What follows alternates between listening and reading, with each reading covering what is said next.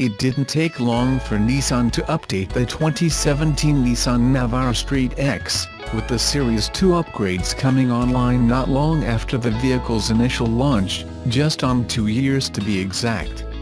We've felt since the outset too, that the Navara is best positioned as the most effective lifestyle dual cab among the current crop of utes.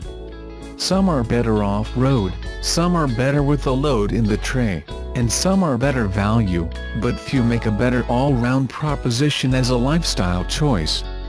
Let's face it, at the top of the model range, these dual cabs are all about lifestyle, aren't they? Take a look at the number of faux Raptor Ford Rangers on the road, kitted up with the best the off-road aftermarket can offer, with nary a speck of dirt on them.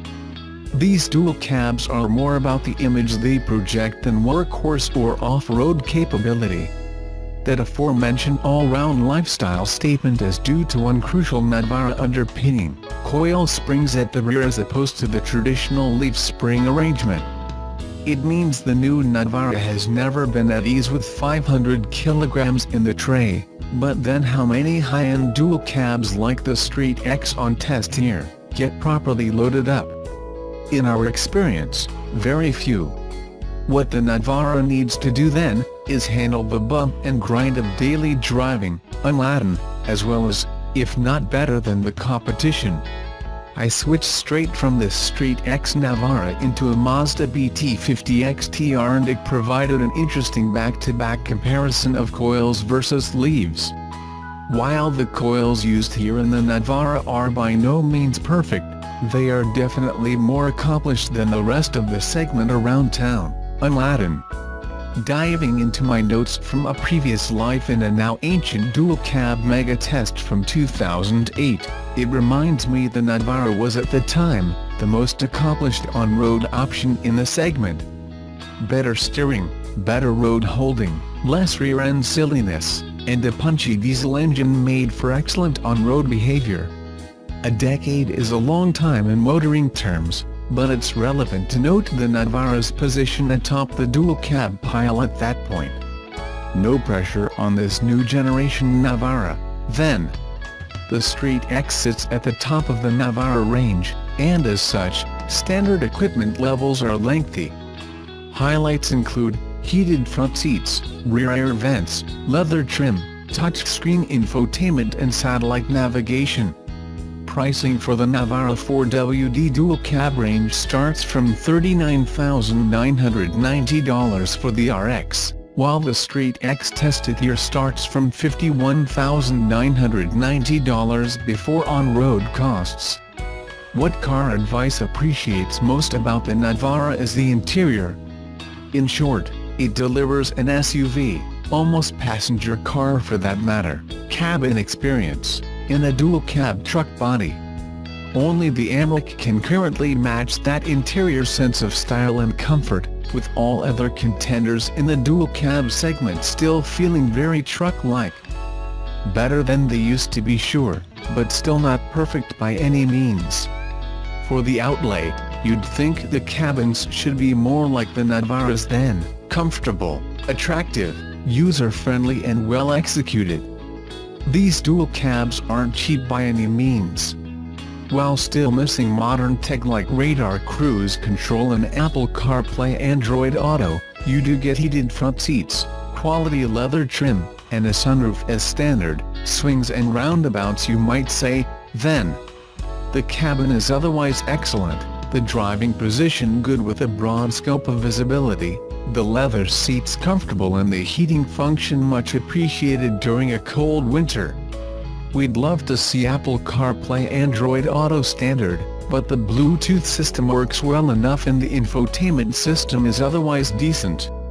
The rear-view camera is clear too, making reverse parking what is an undoubtedly chunky vehicle much easier than it otherwise would be. The Navara's cabin is nicely insulated too. Road noise is kept to a minimum, diesel chatter and engine noises are also well isolated, and there's hardly any wind noise entering at 110 km/h either.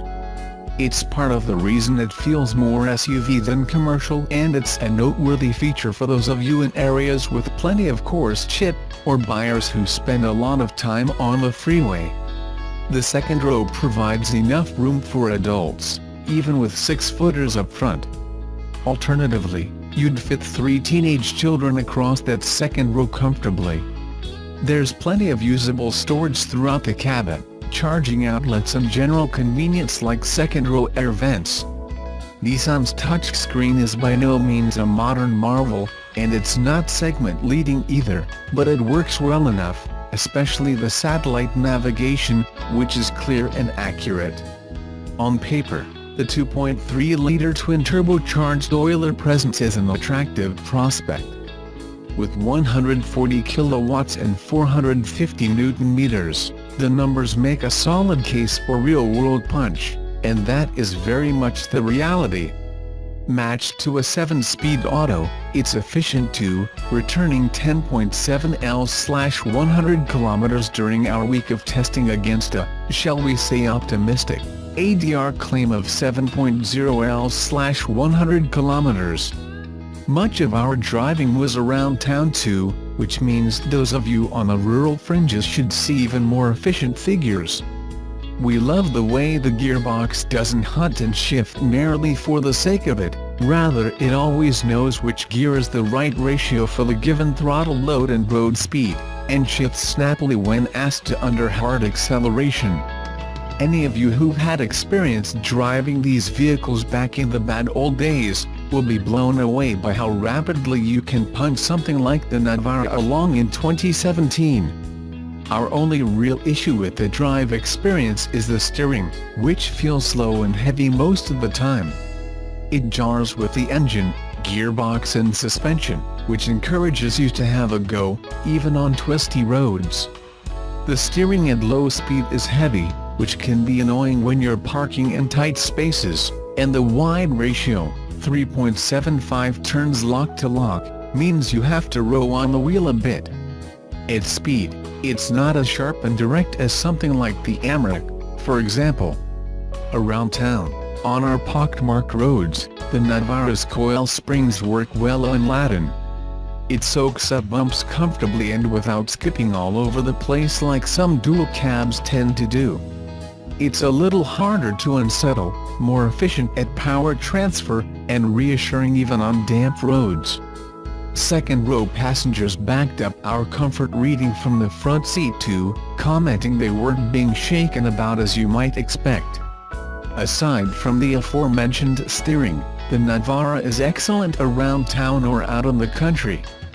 The engine and gearbox work beautifully together, the brakes take a repeated pounding on fast, downhill, twisty roads, and it handles that kind of drive with more alacrity than you'd ever expect. It's a dual cab you'd be more than happy to drive every day, without a doubt. While we know, and have documented, that the load-carrying issues haven't really been resolved with this midlife update, the Navara still presents itself as an excellent choice for many buyers, especially at the higher end of the model range.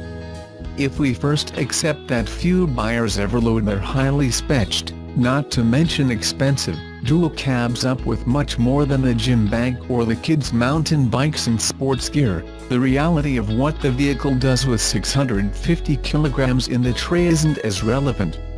It might be down at the bargain end of the model range but not up here in the nosebleed seats. The Navara is far from the most expensive dual cab out there, rides better unladen, and delivers a comfortable and SUV-like cabin. If I was buying a dual cab ute right now, and I don't carry weight around often, the Nissan Navara is the one I'd choose. Factor in its exceptional diesel engine and automatic gearbox pairing and you've got an affordable bargain. Styling is subjective obviously, but I reckon the Navara looks great too. If you need your dual cab to play more than work, the Navara is a very solid option. Like Subaru's recent sales history, the Pacific Northwest is on fire.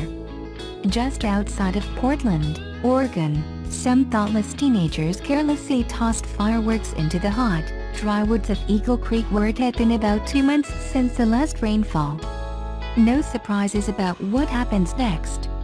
The simple, quick action of one resulted in over 100 hikers needing rescue, locals forced to evacuate their homes, and a fire that's 28% contained with 41,500 acres burned. Why do I bring this up? Well, this week my press loaner is a 2017 Subaru Forester, and like their advertisements show me, I was determined to fit in a late summer backpacking road trip from Idaho to Oregon. Listening to Comedy Central Radio on Sirius XM, Louis C.K. came on with timely advice. It's his bit about renting a car, and instead of returning it to the rental company, he simply drives to the airport, gets out at departures, and abandons the car. It's a hilarious skit, but it ends with sound guidance. You should act in a way that if everybody acted in that way things would work out. Listen to Louis. Before I dig too deep into an endless brand, let's start back at the beginning. Subaru. Sales. Fire. Yes, they're killing it. If you're a niche automaker, you might be curious as to why. To understand your enemy, you must think like your enemy. Bold and fearless, I packed my bags, freeze-dried meals, Camelback, Scooby-Doo fruit snacks, a backpacking essential, and headed for the outdoors. Aside from rescuing a dog at the local shelter, I was diving deep into the Subaru lifestyle. The mountains of eastern Oregon were the destination, with a 20-plus mile hike and 4,500 feet of elevation to climb over the next 3 days and 2 nights. From the drive-in, the outlook seemed dim. Smoke from hundreds of miles away, started by some kid in the woods, was obstructing our visibility. Cue my segue into visibility. Generally when thinking about cars, I think of the benefits of visibility with regards to driving, knowing what's going on around me, checking if anyone's in my blind spot, monitoring the road for any safety hazards. It seems more and more that modern cars are willing to sacrifice visibility in exchange for a car that looks more appealing from the outside. The Chevy Camaro is a good, albeit extreme, example. From the outside, it's striking, bold, and looks the part of a V8 RWD monster. But you can't see anything from inside a Camaro. Here's where I admire Subaru's strategy. Let's be honest. With perhaps the exception of the BRZ, you've never looked at a Subaru and thought, wow, that looks expensive. They don't look expensive, and they're not. That's not to say that Subaru's design language is bad, it's just that overall Subaru seems to prioritize functionality over form. Get in any AWD Subaru, and visibility is fantastic. Thin, high-strength A-pillars make for a great view ahead, and they haven't caved in the rear window to a narrow porthole like so many others in the segment. And as I take this Forester out in the woods, it's rather nice having an unobstructed view of the stunning landscapes the Pacific Northwest has to offer. It's a perk to well-designed visibility that I don't often think about. While it seems weird to think that a single car manufacturer could somehow take claim to being perfect for those who enjoy the outdoors, like myself, Subaru really does position their cars very favorably. They all have solid all-wheel drive systems. They're all quite competitive in fuel economy. I averaged 30 mpg in my 600-plus mile journey from Idaho to Oregon in the Forester, with highway speeds around 75 to 80 mph, not to mention having a great range with large fuel tanks, great for road trips. They all have excellent rear legroom and cargo space for packing all your gear. They have plenty of ground clearance, letting you get to that obscure trailhead that you'd never dare take your weekend car down. And while they're at it, they even let you enjoy the views in transit to your destination. Are there more fun cars to drive? No question. Are there more luxurious cars? Absolutely. Will your bodies drool and fawn over your Subaru's timelessly beautiful exterior? They will not. But when you're trekking through the trees in search of adventure, few cars are set up so perfectly for it. It's why I daily 16 cross-track, and also why I quite enjoyed my journey across Oregon, whether the tread propelling me forward was my boots, or my tires.